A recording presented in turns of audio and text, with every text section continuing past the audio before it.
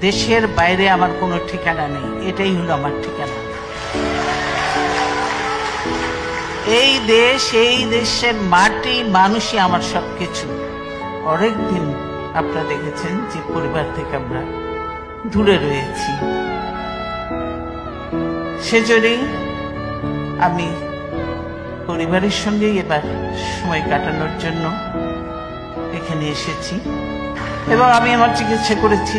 আল্লাহর রহমতে আমি ভালো আছি, সুস্থ আছি।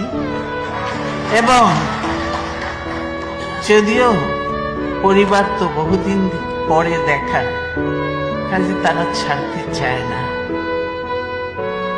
আরো থাকতে বলে, কিন্তু আপনারা প্রত্যেকে জানেন যে দেশের কি অবস্থা এবং এই মুহূর্তে আমাকে দেশে যাওয়াটাও প্রয়োজন, সেজন্য আমাকে যেতেই হবে।